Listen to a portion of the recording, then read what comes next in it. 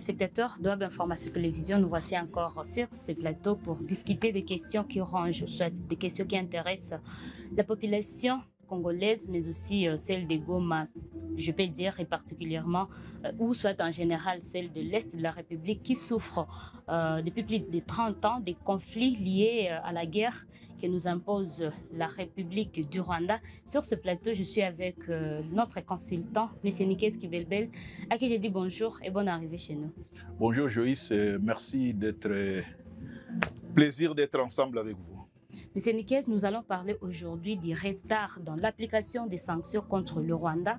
3 mois viennent de s'écouler et les parlementaires, au nom de Thierry Marouane, les parlementaires français, a souligné que quand même c'est un retard significatif sur le plan de l'application. Qu'avez-vous à dire dans ce retard? Le constat du parlementaire français est vrai parce que le constat se base sur des faits. C'est vrai que ça fait 3 mois et ça tarde. Et pour les populations congolaises, chaque jour qui passe, chaque minute qui passe, elles continuent de pleurer ces morts. Alors, pourquoi ça traîne? Je pense que la réponse ou les réponses doivent être vues de tous les côtés. Du côté des Congolais comme du côté de la communauté internationale. Et je pense que du côté des Congolais, on n'en a pas fait assez. On n'en a pas fait assez pour accompagner la communauté internationale à appliquer effectivement la résolution 2773. Donc, la balle est dans tous les camps. Alors, ce retard, qu'est-ce que la population peut maintenant se dire actuellement? Alors, comme je viens de le dire, la première chose, le premier problème, c'est les Congolais. Regardez que depuis, les Congolais sont divisés. Il y a des politiciens et même les deux églises catholiques et protestantes qui pensent que le problème du Congo, le conflit, la guerre au Congo, c'est un problème interne. Et qui font des voyages, qui font des plaidoiries à travers le monde pour dire non, non, non, le Congo n'a pas de problème avec ses voisins. Le problème du Congo, c'est la mauvaise gouvernance, le Raïs l'a dit, c'est la dictature, la tyrannie, tout ça, ainsi de suite. C'est l'armée négligée. Alors, ceux des Congolais qui portent ce message-là, qui ne veulent pas citer le Rwanda, donc donnent libre cours au Rwanda de dire mais non, vous savez le problème qui se passe au Congo, ce n'est pas le problème du Rwanda, c'est le problème entre les Congolais. D'ailleurs, regardez les rebelles, ce sont des Congolais. Donc c'est une guerre civile, une guerre interne qui n'a rien à voir avec les voisins. Donc nous ne faisons pas assez, c'est-à-dire les Congolais ne font pas assez pour pousser la communauté internationale à agir. Et parce que nous sommes divisés, parce qu'il y a une frange de Congolais, je ne dirais pas qu'ils sont corrompus, mais une frange de Congolais qui veut dédouaner le Rwanda. Et en dédouanant le Rwanda plutôt, elle décourage la communauté internationale à agir. Parce que vous savez que le Rwanda, officiellement, ne reconnaît pas avoir des troupes sur le sol congolais.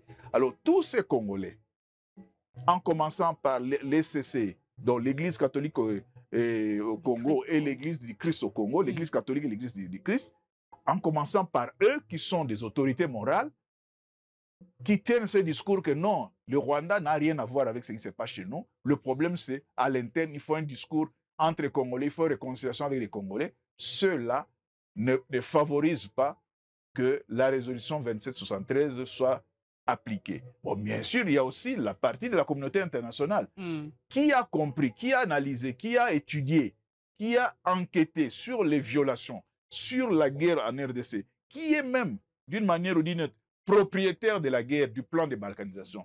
Cette communauté internationale, les Nations Unies, les États-Unis, l'Union européenne nous disent que non, ce qui se passe chez vous là, c'est le voisin rwandais. Alors il faut des sanctions. Donc eux aussi ne peuvent pas suivre ce qu'une frange des Congolais dit, non, ce n'est pas des Rwandais. Ils doivent, comme ils ont pris la résolution, ils doivent tout faire pour mettre en œuvre pour l'application de cette résolution. Alors, toutes les qualifications accordées ou soit qu'on donne au gouvernement congolais, est-ce que pousserait la communauté internationale à retirer ces sanctions? Et la communauté internationale ne va pas retirer les sanctions. Mais la communauté internationale va observer une léthargie, c'est-à-dire comment je dis, un silence comme disons, ne va pas agir, une action. Et c'est ce que nous sommes en train de voir. 3 mois se sont passés, se sont écoulés, la communauté internationale n'agit pas. Mais prenez même les cas de la SADC avec la SAMI RDC, où on avait demandé le déblayage de l'aéroport de Goma. Rien n'a été fait. Donc, vous comprenez, c'est parce qu'une frange de la population crie haut et fort que non, le Rwanda n'a rien à voir avec ce qui se passe au Congo. C'est un problème de gouvernance, c'est un problème entre les Congolais. Alors, à ce moment-là, même ceux qui doivent venir aider les Congolais deviennent un peu paresseux. Ils disent, bon, comme ils ne nous reconnaissent pas, pourquoi nous viendrons? Parce qu'il faut se dire que, d'abord, pour soigner les malades, il faut d'abord l'acceptation du malade lui-même, à prendre les médicaments, accepter l'ordonnance des médecins, ainsi de suite. Or, le malade Congo, une partie de sa famille refuse le médicament venu de l'extérieur. Alors, ça pose problème, effectivement. Est-ce que le processus des signatures des accords ne serait pas peut-être à la base de ces retards? Alors, vous savez, un processus est toujours long. Et pour que ça ne puisse pas échouer, il faut prendre en compte tous les éléments. À l'heure qu'il est, nous attendons toujours que les États-Unis, qui ont aussi leur agenda, puissent valider à travers les 2 ministres des Affaires étrangères du Rwanda et de la RDC, valider l'accord pour que les chefs d'État puissent signer. Ça prend le temps que ça prend, mais c'est pourquoi nous disons que le Congo, les Congolais ont baissé les bras. Imaginez-vous un peu que toutes les mamans de Kinshasa puissent marcher, puissent aller devant les sièges de l'Union européenne avec des blouses noires, roses, blanches, tout ce que vous voulez, pour réclamer que justice soit faite. Je pense que ça va pousser. Parce que la voix des femmes, on n'entend pas. Alors que les premières victimes de guerre, ce sont les femmes et les enfants. La voix des femmes congolaises, on n'entend pas. Le gouvernement s'est battu. Et finalement, on dit, bon, maintenant, tout le monde observe. Mais il faut pousser. Il faut pousser pour que ceux qui doivent nous accompagner puissent comprendre aussi qu'il y a une pression populaire. Bon, ceux qui sont à Goma, ceux qui sont à Bukavu, il y a même des gens qui arrivent à dire que non, la vie ici, à Goma, à Bukavu, la vie est calme. Ah non, vous voyez la société civile. On voit des gens qui déclarent que tout commence à marcher. Alors que là où il n'y a pas d'aéroport, il n'y a pas de circulation, il n'y a pas de banque, il n'y a pas d'administration étatique, parce que maintenant c'est une administration parallèle. Là où tout ne marche pas, comment vous pouvez dire que tout marche? Donc, le discours congolais, le discours du peuple congolais n'est pas un discours cohérent qui montre que la population est en train de souffrir, que l'État est agressé. Et ce qui fait que ceux qui doivent nous accompagner ont aussi pris du retard ou sont en veilleuse en disant, bon, eux-mêmes ne font rien, laissons voir la situation. Au stade où nous sommes aujourd'hui, on peut dire que le gouvernement congolais ou soit la communauté internationale se sent aussi écarté de ces dossiers parce que nous sommes devenus calmes, ou soit faut-il manifester? Parce qu'actuellement au Congo, si on s'est dit manifester, on attend aussi la pression du gouvernement congolais. Il y a les ministres qui chantent ici et là que si nous marchons, c'est pour détourner l'attention de ce qui sont en train de se concentrer sur la question de la guerre, mais c'est une caisse. Ah non, le gouvernement n'a jamais refusé aux gens de marcher. Mais le gouvernement refuse que lors des marches, qu'il y ait des casses. Parce qu'il faut respecter les biens privés, les biens publics. Ce sont les casses. Moi, tout à l'heure, j'ai parlé des femmes. Si les femmes marchent, elles seront encadrées par la police. On ne voit pas les femmes utiliser la violence, casser des magasins, ainsi de suite. Mais dans les premiers jours, quand c'était encore chaud, on a vu quand même des femmes manifester, même de la diaspora. Mais c'est ce qui manque aujourd'hui. Au premier jour, prenons le cas de la diaspora. On a vu la Belgique, on a vu la France, on a vu partout les États-Unis. La diaspora a marché, ça a fait bouger. Tout à l'heure, au début, vous posez la question sur les députés là. Comment ils s'appellent encore, les députés français? Thierry Marouane. Les parlementaires, ils posent un problème. C'est en France qu'ils posent le problème. Donc, si la pression engage tout le monde, vous savez, quand nous disons la pression culturelle, elle est timide, il faut la reconnaître. On joue un concert et pour le Congo contre la guerre, mais les concerts, les gens chantent et puis les gens oublient. On joue des pièces de théâtre et tout ça. Je ne dis pas que ce n'est pas bon. Le message passe. Mais c'est un peu timide par rapport à la foule qui serait dans la rue ou dans les rues à réclamer. Parce qu'il n'est pas normal qu'on puisse comprendre, on puisse vivre comme si c'était un fait accompli, comme si c'était normal que le pays soit divisé en deux. Il y a une partie gérée par le gouvernement jusqu'à la limite de Lubero, Lubero, Uvira, et une partie gérée par les rebelles en partant de Kamanyola, et vous prenez de Kamanyola, Kanyabayongo, tout ça. Un pays ne vit pas comme ça. Donc nous devons nous lever et continuer à faire pression pour montrer qu'effectivement, cette situation, on ne peut pas l'imposer. Ce n'est pas un état de fait. Il faut revenir à un état où l'intégrité du territoire est respectée, les troupes étrangères ne sont plus là, et les Congolais puissent parler entre les Congolais. Donc, il faut effectivement que la résolution 2773 soit appliquée. Comment analysez-vous alors cette timidité de la population? Est-ce que c'est un manque de confiance aux institutions qui gèrent les questions liées au conflit de la République démocratique du Congo? Ce n'est pas un manque de confiance, mais il faut un leadership qui essaie de pousser la population. Le leadership n'est pas... Le président de la République ne peut pas appeler les gens à sortir dans la rue. Oui. Nous avons des partis politiques, nous avons des leaders religieux, nous avons des notables, la société civile. Bon, dans des villes comme Bukavu, Goma, la société civile a disparu, les groupes de pression ont disparu. Oui. Et il y a des gens qui viennent, société civile par intérim, qui soutiennent les rebelles. Vous comprenez? Donc, ces voix-là qui sont devenues aphones, il faut que ce qu'on appelle les forces vives d'une nation puissent se réveiller. Que les partis politiques, que les leaders du Kivu, par exemple, dans les territoires qui sont occupés, on a des députés qui sont là-bas, l'Assemblée nationale. Parce qu'à la fin de la session, les parlementaires des territoires occupés, ils iront où? Ils vont rester à Kinshasa. Ouais. Vous comprenez? Donc, que tout le monde, que la machine se mette encore en route pour que, dans le respect des lois qui encadrent les manifestations publiques, que les gens reviennent, que les gens reprennent la rue. Parce qu'il y a des gens qui ne comprennent que le langage de la rue. Actuellement, si vous essayez de demander, ou soit si vous écoutez un peu la population, on essaie quand même de sillonner avec nos micros. La population dit qu'elle est désormais habituée à des marguilles des institutions. Alors, c'est ça le drame. Vous savez, lorsque vous arrivez dans un endroit qui est sale, si vous ne dénoncez pas, ou bien si vous ne mettez pas la propriété, vous allez vous habituer, vous trouverez que c'est une situation normale. Nous avons vu avec les inondations à Kinshasa. Ouais. Les gens ont construit le long des rivières, sur les lits des rivières. Les gens ont construit sur des caniveaux. Ils trouvaient que c'est normal. Et les gens allaient boire là-bas. Mais lorsqu'il y a eu la catastrophe naturelle, les gens ont compris que c'était une erreur. Aujourd'hui, le gouvernement est en train de détruire des immeubles qui entravent la bonne circulation, si vous acceptez les termes, le bon écoulement de l'eau de pluie, de tout ça, ainsi de suite. Ouais. Donc, on ne doit pas s'habituer à ce qui est anormal. On ne doit pas s'habituer à la saleté. On ne doit pas s'habituer à la corruption. On ne doit pas...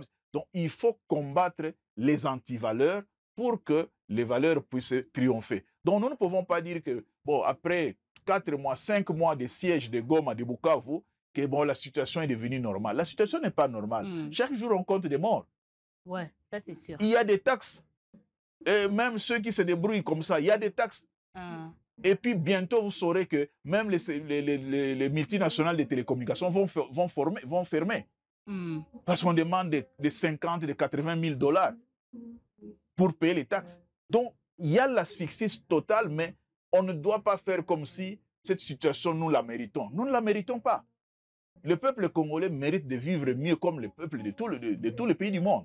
Donc, nous devons sortir de ces faits accomplis en disant, bon, comme je me suis réveillé, Dieu merci, tout. Non, c'est une situation anormale et il faut dénoncer. Certes qu'il faut des pressions, peut-être de manifestations, de soulèvements de la population, mais dans des milieux occupés par la rébellion, je pense que c'est anormal.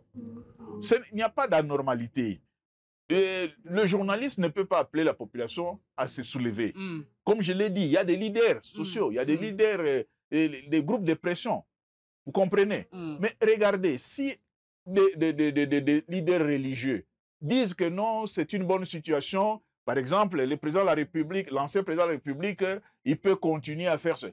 Ça, c'est déjà un langage qui montre que est-ce que ces leaders-là ont demandé la vie de leurs fidèles? Non. Donc, on peut marcher proprement, on peut marcher en respectant. On peut aller des groupes de pression, des notables peuvent aller voir les autorités établies des faits pour dire, par exemple, pression, vous devez négocier. C'est une sorte de pression. Cela n'appelle pas des soulèvements. Vous comprenez? Cela n'appelle pas des soulèvements. Mais rester les bras croisés, on dit telle société ne peut plus travailler, maintenant on remplace par d'autres sociétés. Et les sociétés qui doivent récolter les immondices ne peuvent plus travailler, d'autres sociétés doivent venir. Alors, si c'est pour libérer le peuple congolais, mais ceux que vous mettez de côté, ce sont des Congolais. Ouais. Comment vous leur demandez d'accepter un fait accompli? C'est aussi un problème réel. Le Congolais qui a le visa de l'actuel DGM, quand il arrive en Tanzanie ou bien au Burundi, ces visas-là ne comptent pas. Qui ont puni? Ils ont puni le peuple. C'est pourquoi le peuple doit pousser ceux qui sont censés les gérer, le pousser à la réconciliation, au dialogue. Donc on ne demande pas à la population de Bukavu ou de Goma de faire des soulèvements, mais on demande de canaliser leurs revendications et d'aller voir l'autorité qui est établie de fait pour dire nous voulons un Congo uni. Nous ne voulons pas un Congo balkanisé. Donc ça ne demande pas de soulèvements. Ça demande des démarches appropriées, des démarches citoyennes. Et je ne vois pas si le groupe décide d'aller voir l'AFCM 23 et directement l'AFCM 23 commence à tirer sur la population. Sinon, ça devient de folie. Ça devient la jungle. La population a peur. Hein? La population a très peur. Mais il faut toujours des leaders. C'est ça le rôle des leaders. Les leaders qui doivent canaliser les aspirations de la population. Est-ce que si ces leaders se manifestaient auprès de l'AFCM 23, ils ne seront pas pris au point comme nos militaires qui se sont manifestés volontairement étant des militaires et directement on leur a lavé les cerveaux? Les militaires, c'est différent. Les militaires portent l'arme. Les leaders communautaires, sociopolitiques, tout ça, c'est des gens qui n'ont pour arme que la parole. Donc, ils ne sont pas armés avec des fusils et ils vont. Mais il ne faut pas d'emblée dire que si nous allons, on va nous arrêter. Il faut essayer. Il faut demander. Parce que les leaders, les confessions, les hommes d'église qui sont allés voir le président Kabila, qui les a arrêtés? Bon, ils disent que le président Kabila les a appelés. Oui, ils ont répondu favorablement. Ils ont répondu favorablement à l'appel. Ouais. Nous estimons qu'ils ont transmis au président Kabila tout ce qu'ils vivent comme difficulté ici. Oui. Vous comprenez? Oui. S'ils ne l'ont pas fait, alors là, ils ne méritent pas d'être des leaders. Donc, on ne peut pas d'emblée dire on ne peut pas faire ceci parce que non. Les intentions, on ne peut pas mettre les intentions dans la tête de quelqu'un. Mais parmi les rebelles, je pense qu'il y a aussi des chrétiens, il y a aussi des bons esprits. Il y a des gens qui réfléchissent. On les voit aussi participer à des cultes. Alors, quand ils vont au culte, quel est le message que les pasteurs leur donnent? C'est ça aussi. Vous ne pouvez pas venir au culte là où Dieu est le grand protecteur. Vous venez avec des militaires armés pour vous protéger. Ça, c'est une violation de style. Comment vous pouvez aller à l'église avec des militaires armés pour vous protéger, alors que Dieu, c'est lui le sauveur, et tous ses protecteurs. Et le pasteur ou le prêtre vous reçoit, les gardes-corps derrière. Non, le prêtre ou le pasteur doit dire à ces gens-là, quand vous venez à l'église, ne venez pas avec vos militaires, parce que nous prions pour que Dieu vous protège. Vous comprenez? C'est comme quand vous entrez dans des bars, il est écrit, on n'entre pas avec une arme. Pourquoi on respecte dans les bars et puis à l'église, on ne respecte pas? C'est des questions que nous devons nous poser. Vous comprenez? Donc, on ne peut pas mettre la peur devant sans avoir agi au préalable. Alors, M. Likez, est-ce que le retard dans l'application des sanctions serait peut-être une façon de donner la chance aux négociations qui sont en cours? Mais c'est bon, mais ça traîne. Sur le terrain, dans l'entretemps, qu'est-ce qui se passe? Comme vous avez dit que les négociations, soit pour signer les accords, c'est long. Oui, mais je dis, il y a une résolution qui a été prise. La résolution n'est pas appliquée.